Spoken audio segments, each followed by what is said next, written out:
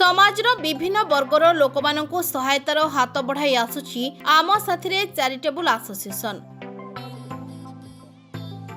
कटक चौधरी बजार स्थित town hall रे आयोजित प्रतिभा संवर्धना कार्यक्रम में अभय रंजन पट्टनायक एवं इंजीनियर प्रदीप बेहेरा जोगदे संगठन विभिन्न सेवामूलक कार्यक्रम को प्रशंसा करथिले।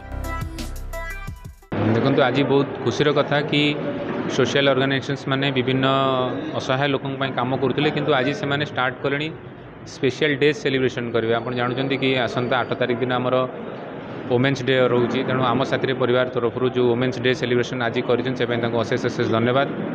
मु खबर नुली मुझे लेट्रे पहुँचली तो सहित खबर नुली कि 100 ରୁ ऊर्ध्व महिला उपस्थित थे। तेणु महिला सशक्तिकरण दिगरे जो कार्यक्रम हाथ को नहीं मुझे बहुत खुशी कि आम साथी जी फाउंडर जी अच्छा सी भी देवश्री छाटुई सी भी जड़े महिला।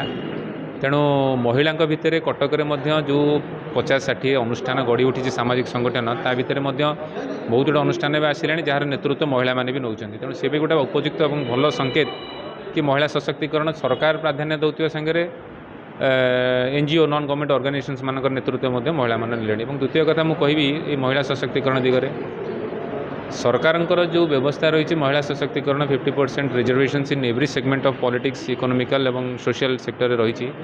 खाली आम ताकू सरकार को नजर देले हेनी महिला माने से निजक सेतिकी स्ट्रेंथेन कर आवश्यकता रही से निजक मानसिकता स्ट्रेंथेन कर आवश्यकता रही। मु रिसेंटली गोटे खबर पाइली मो ना डिस्कस करने चाहूनी but he is very close to me. She is a very young and dynamic young doctor.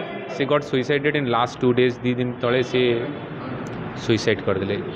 तेणु आम गोटे क्षेत्र में महिला दिवस पालन करुँ महिला सशक्तिकरण दिगरे आम वार्ता रखुचु। द्वितीय क्षेत्र में देखुचु कम बयसर युवपीढ़ी मैंने से सुइसाइड कर आत्महत्या कर।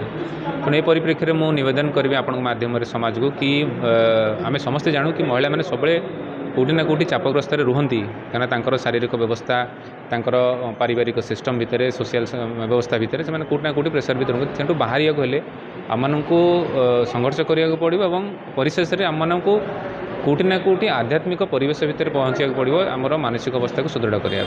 तेणु मुझे धन्यवाद दी पुणे अवतारे साथी आम साथी चैरिटेबल एसोसिएशन को देवश्री छाटुई एंटायर टीम को आज ये एक सुंदर कार्यक्रम कर जहाँ माध्यम महिला मानक गोटे बहुत सुंदर वार्ता दी जाए। देखो कथा है बर्तमान आम समस्ते समाज ए आत्मसम्मान बहुत लोग विभूत अच्छा समस्त को ए सम्मान दरकार। समस्ते चाहते सब क्षेत्र में सम्मान यदि आम सम्मान आशा करुचे निजे सम्मान पाइला बेलू जमी आम भावुचे आम किए गोटे करताली दौ आम किए बाहा बाहा करूँ सेमती अन्य सम्मान देला बेले आम मैंने उपस्थित रहा दरकार। वास्तविक क्षेत्र में एवं एत प्रोत्साहन मिलूँ कर्म क्षेत्र में तेणु महिला मैंने आगे आसवा कथा स्वतःपूर्त भाव समस्त समाज में किसी ना कि अवदान करने कथा।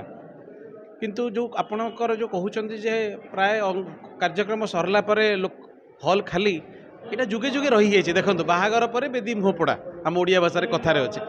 तेणुक यहाँ गोटे मनीष भीतर अंतर कथा सब मनीष स्वार्थपर काम सरीगला समस्ते चाहती एठू केमती आम जिते जल्दी पारू आम आमर कार्यक्रम सरले आम विदाय नबू। सबू जगह से सब स्कूल रे वार्षिक उत्सव देखूँ जमी निज पिलाटी प्रतियोगिता जीतला बापा माँ मैंने विदाय नहीं जाती सबू जगह से।